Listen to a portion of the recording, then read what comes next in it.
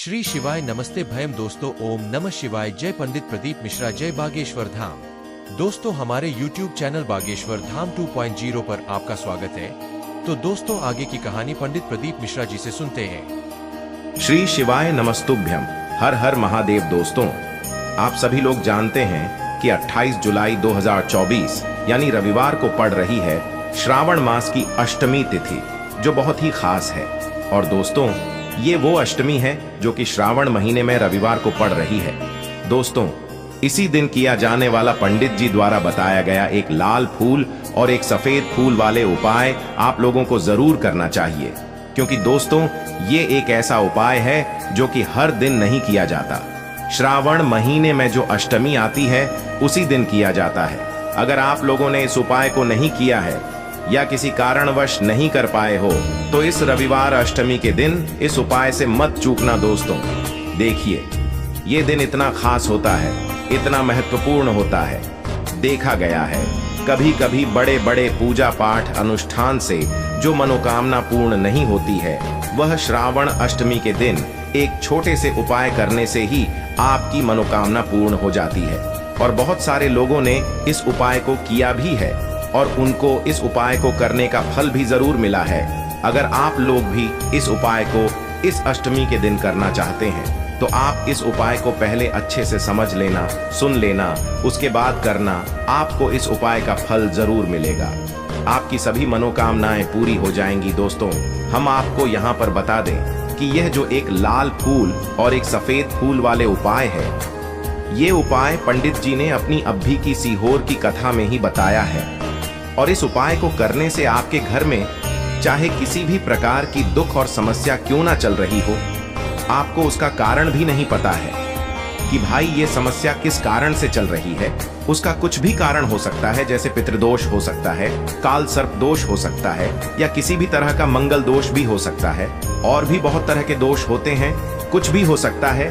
पर आपको इस उपाय को करने के लिए अपने दोष को पता लगाने की भी जरूरत नहीं है।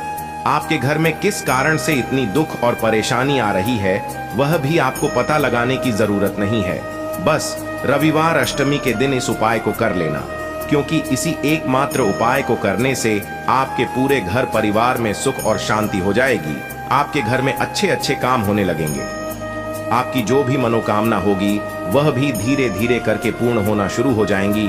अब हम समझते हैं इस एक लाल फूल और एक सफेद फूल वाले उपाय को आपको करना कैसे है, किसको करना है, किस समय करना है और कैसे करना है। देखो, उपाय बिल्कुल आसान है, बस समझने वाली बात है। ध्यान से समझिए, उसके बाद ही आप लोग जो है इस उपाय को जरूर कीजिएगा। सबसे पहली चीज हम लोग ये समझते हैं कि इस एक लाल फूल और एक सफेद फूल वाले उपाय को इस आने वाली रविवार काल अष्टमी के दिन किसको करना है। तो देखिए, इस उपाय को घर के सभी सदस्यों को करने की बिल्कुल भी जरूरत नहीं है। घर में से कोई एक मुख्य बड़ा सदस्य ही इस उपाय को करेगा, तो उस घर परिवार के सभी सदस्यों को इस उपाय को करने का फल मिल जाएगा। पर वो बड़ा सदस्य कौन होगा, कौन व्यक्ति इस उपाय को करेगा? तो यहां पर देखिए, हम आपको बता दें, घर की जो बड़ी माताएं बहनें होंगी, घर की बड़ी माताओं बहनों में से कोई भी एक माता बहन इस वाले उपाय को कर सकती है अपने पूरे घर परिवार के लिए। घर में सभी सदस्यों को इस उपाय को करने की जरूरत नहीं है। मात्र घर की जो बड़ी माताएं बहनें हैं, उनमें से कोई भी एक माता बहन इस वाले उपाय को करेगी, तो उसके घर परिवार के पूरे सदस्यों को इस उपाय का फल मिलेगा। अगर किसी कारणवश माताएं बहनें घर में उपस्थित ना हो या वो इस उपाय को ना कर रही हो, कुछ दिक्कत हो, तो भाई उस जगह पर फिर घर का कोई बड़ा व्यक्ति भी इस उपाय को कर सकता है। माताओं बहनों के कहने का मतलब ये था कि माताएं बहनें घर की लक्ष्मी होती है। जब घर की लक्ष्मी कोई उपाय करती है तो निश्चित ही भगवान शिव जी बहुत जल्दी प्रसन्न होते हैं और उपाय का फल में बहुत जल्दी और बहुत बड़ा करके भी यहां पर देते हैं। तो आप लोग ये बात समझ गए होंगे। अब हम ये बात समझते हैं कि इस वाले उपाय को हमें करना किस समय है। एक लाल फूल और एक सफेद फूल वाले उपाय को हमें रविवार के दिन करना किस समय है। तो देखिए, इस उपाय को करने का जो समय है, सुबह का समय भी है और शाम का समय भी है। अब देखिए, यहाँ पर हम मुख्य रूप से सुबह का समय नहीं बोलेंगे, क्योंकि देखिए ये जो काल अष्टमी तिथि है और आप सभी लोग जानते हैं अष्टमी के का प्रदोष काल का मतलब शाम का जो समय होता है ना, इस दिन भगवान शिव जी का सबसे प्रिय दिन होता है। तो आप लोग इस एक लाल फूल, एक सफेद फूल वाले उपाय को सुबह के समय भी कर सकते हो और शाम के समय प्रदोष काल में भी कर सकते हो। सुबह के समय अगर कर रहे हो तो 10 या फिर 11 बजे तक भी अगर उपाय करोगे तो भी आपको उपाय का फल मिलेगा। वही अगर शाम के समय कर रहे हो तो इस दिन जरूर शाम के समय का ध्यान रखना कि शाम के 6 बजे से लेकर 7 बजे के बीच में अगर आप इस उपाय को कर सकते हो तो बिल्कुल कर लेना, पूरी कोशिश करना। पर अगर किसी कारणवश इस समय के बीच में न कर पाओ तो रात 8 बजे तक भी अगर आप उपाय को करोगे तो आपको उपाय का फल जरूर मिलेगा।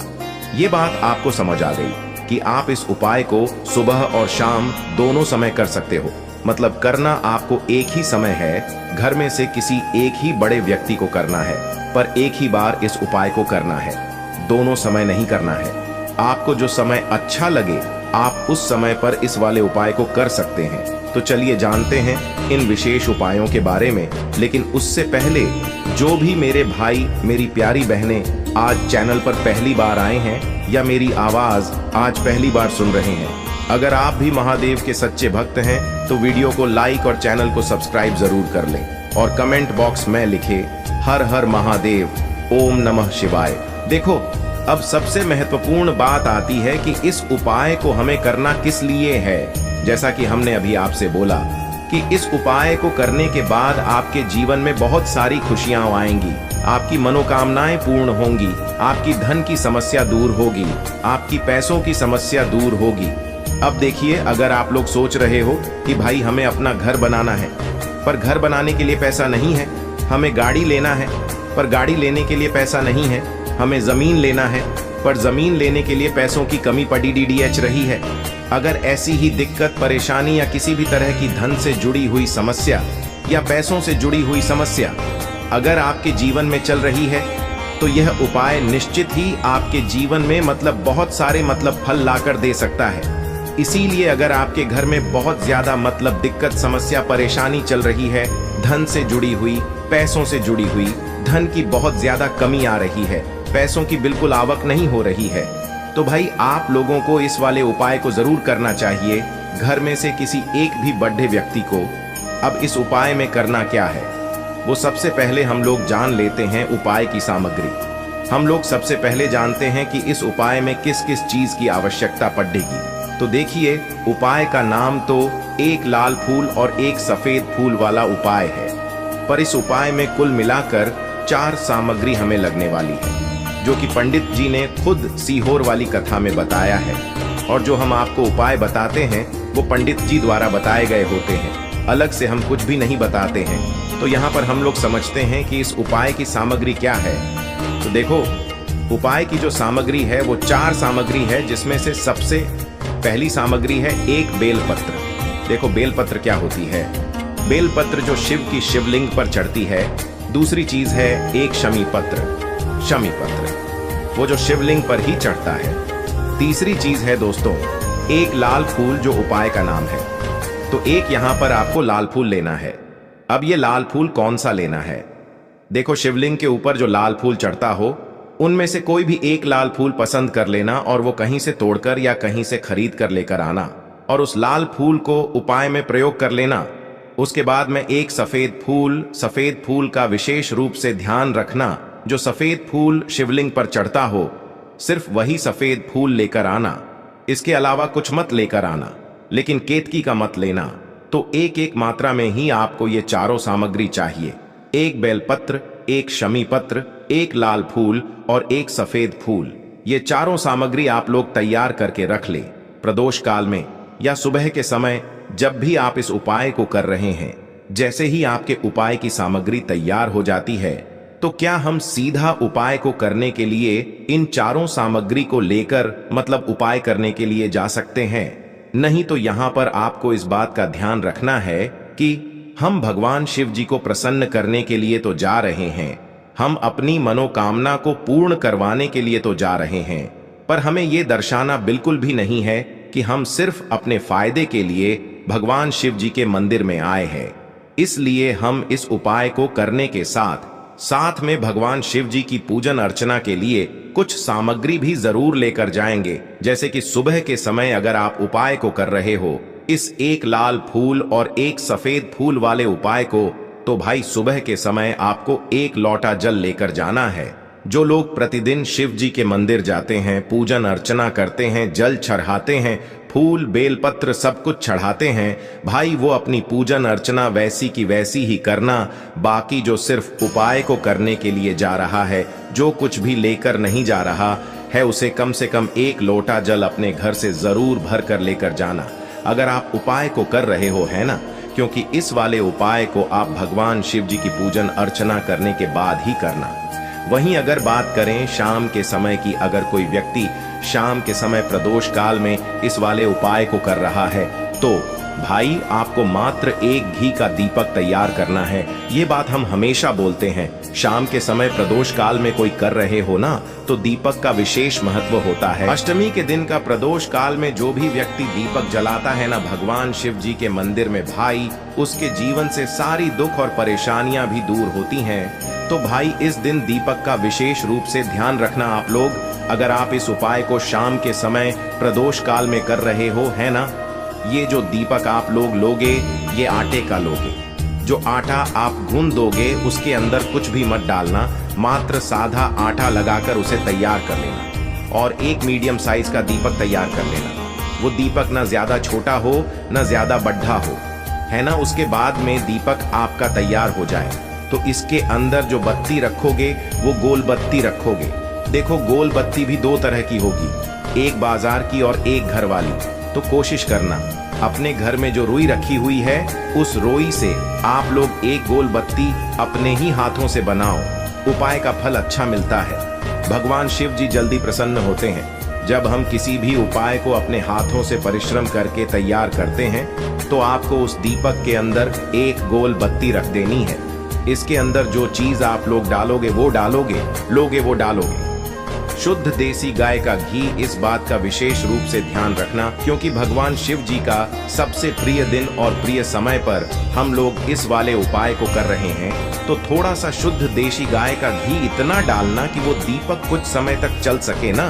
बाजार वाला मिलावटी घी डालना, न भैंस का घी डालना। शुद्ध देसी गाय का घी आपको ढूंढने में थोड़ी मतलब मेहनत लगेगी और महंगा भी मिलेगा, पर गाय के घी से भगवान शिव जी प्रसन्न होते हैं। और उसी शुद्ध देशी गाय की घी से घर में बरकत भी बनी रहती है और हमारे घर में सुख शांति भी बनी रहती है। इसलिए इस शुद्ध देशी गाय का घी को अपने घर में हमेशा रखा करो। वो भगवान शिव जी के कार्यों में भी उपयोग में आता है और उपायों में भी हम लोग प्रयोग कर सकते हैं। तो यहाँ पर आपकी सारी तैयारियां हो चुकी हैं। उपाय को करते समय शुद्धता का विशेष रूप से ध्यान रखिएगा। सुबह कर रहे हो तो भाई सुबह तो आपको स्नान करना ही करना है।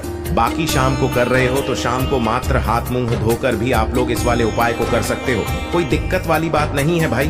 उपाय की पूरी सामग्री तैयार करके और पूजन सामग्री लेकर आपको भगवान शिव जी के मंदिर पहुंचना है, जो आपके घर के पास में हो, जहां पर शिवलिंग विराजित हो, शिवालय हो, वहां पर आप लोगों को पहुंचना है। और जैसे ही आप भगवान शिव जी के मंदिर में पहुंचते हो, वहां जाकर ही उपाय शुरू नहीं करना है। पहले आपको भगवान शिव जी की पूजन अर्चना करना है। पूजन अर्चना कैसे करोगे? सुबह के समय गए हो तो एक लोटा जल वगैरह जो भी पूजन सामग्री लेकर गए हो, उससे पहले पूजन सामग्री आप लोग मतलब पूजन भगवान शिव जी की कर लो। जो व्यक्ति सिर्फ एक लोटा जल लेकर गए हैं, वो शिव जी की शिवलिंग पर मात्र एक लोटा जल एक धारा से धीरे धीरे करके चढ़ा लो, है ना। अपनी पूजन अर्चना आप लोग जो हैं पूरी कर लो पहले। उसी के बाद अगर आप शाम के समय कर रहे हो तो पहले जाकर बैठना है भगवान शिव जी के शिवलिंग के पास में। आप जो दीपक तैयार करके लेकर आए हो, उस दीपक को पहले जलाना है। ये जो दीपक आप लोग जलाओगे ना, ये किसी और की माचिस से मत जलाना, अपनी ही माचिस अपने ही घर से लेकर आना और इस दीपक को अपने ही माचिस से जलाना। अगर आपने मंदिर की माचिस या किसी और की माचिस ले ली, इस उपाय को करने में इस उपाय का फल उस व्यक्ति को भी थोड़ा बहुत मिल जाएगा। इस बात का ध्यान रखना, अपने घर से अपनी ही माचिस लेकर जाना और इस दीपक को जलाना। दीपक को जलाने के बाद भगवान शिव जी की शिवलिंग के पास में रख देना। शिवलिंग के इतना पास में मत रखना कि भगवान शिव जी को आंच लगे। थोड़ी सी दूरी बनाकर ही जो है इस दीपक को शिवलिंग के पास में आप लोग रख दीजिएगा। अब जैसे ही आपकी पूजन अर्चना हो जाती है, भगवान शिव जी के शिवलिंग के सामने या आसपास कहीं पर भी बैठ जाइए उपाय को करने के लिए। और उपाय को करने से पहले आप लोग अपनी वह चारों पूजन सामग्री निकाल लीजिए। उपाय की जो सामग्री है वो निकाल लीजिए और भगवान शिव जी के शिवलिंग के ऊपर एक माता अशोक सुंदरी जी का स्थान देख लीजिए। माता अशोक सुंदर जी का जो स्थान होता है वो जलाधारी के ऊपर होता है, जलाधारी के बिल्कुल बीचों बीच में होता है। आप लोगों ने देखा भी होगा शिवलिंग की जलाधारी होती है। जलाधारी के बिल्कुल बीचों बीच का जो स्थान होगा वो माता अशोक सुंदर जी का स्थान होगा, क्योंकि यहीं पर हमें ये जो है उपाय को करना है। सबसे पहली चीज, अब हम उपाय को करना शुरू करते हैं। आप सबसे पहले अपनी एक बेलपत्र उठा लो। एक बेलपत्र को आपको माता अशोक सुंदरी जी वाले स्थान पर सबसे पहले समर्पित करना है। बेलपत्र की डंडी का मुख होगा जलाधारी की तरफ, जहां से जल बहता है और नीचे गिरता है, और बीच वाली बड्डी पत्ती का मुख मतलब शिवलिंग की तरफ होगा। इस तरीके से आपको इस बेल पत्र को माता अशोक सुंदरी जी वाले स्थान पर समर्पित कर देना है। उसके बाद में अपनी एक शमी पत्र उठा लो जो आप उपाय के लिए लेकर आए हुए हो। शमी पत्र को उठाकर शमी पत्र की भी जो डंडी का भाग होगा वो जलाधारी की तरफ करके, जहां से जल बहता है नीचे गिरता है उस तरफ करके, और पत्ती वाला भाग शिवलिंग की तरफ करके इस शमी पत्र को भी उस बेल पत्र के ऊपर आपको समर्पित कर देना है। समर्पित करने के बाद अब आप ले लो अपना एक लाल फूल जो आप उपाय को करने के लिए लेकर आए हुए हो। इस लाल फूल का जो खिला हुआ भाग होगा, चाहे वो गुलाब का फूल हो, चाहे कोई सा फूल जो शिवलिंग पर चढ़ता हो, भाई उस फूल का जो खिला हुआ भाग होगा वो शिवलिंग की तरफ होगा। बाकी जो पीछे का भाग होगा फूल का वो जलाधारी की तरफ, जहां से जल बहता है नीचे गिरता है उस तरफ होगा। और आखिरी में आपका जो एक सफेद फूल बचा हुआ है, इस सफेद फूल को भी आपको लेना है और सफेद फूल का जो खिला हुआ भाग होगा वो शिवलिंग की तरफ होगा, जहां पर शिवलिंग रखा हुआ है उस तरफ होगा, और डंडी का भाग जलाधारी के पीछे की तरफ हो जाएगा। मतलब जो जहां से जल बहता है और नीचे गिरता है। जब आप लोग एक बेलपत्र, एक शमी पत्र और एक लाल फूल, एक सफेद फूल चढ़ा रहे हो, तो उस समय आप लोगों को कांता भगवान या कांता चक्र का नाम लेते हुए ही जो है इस उपाय को करना है, और भगवान शिव जी और नारायण जी का स्मरण करते हुए ही इस उपाय को आपको करना है। तो जब भी आप एक बेल पत्र, एक शमी पत्र, एक लाल फूल और एक कमी हो रही है, जो भी दुख और समस्या परेशानी चल रही हो, आपको अपनी वह दुख और परेशानी जो है भगवान शिव जी से उपाय को पूरा करने के बाद वहीं पर पास में बैठकर बोल देना है, हाथ जोड़ के आंखें। तो दोस्तों, आप लोगों ने सुना ही होगा हमारे गुरु पंडित प्रदीप मिश्रा जी ने किस तरह आपको उपाय समझाया है। अगर आपको पंडित प्रदीप मिश्रा जी का उपाय समझ आया हो तो इस वीडियो को लाइक एंड चैनल को सब्सक्राइब कर दो एंड कमेंट बॉक्स में जय बागेश्वर धाम लिख दो।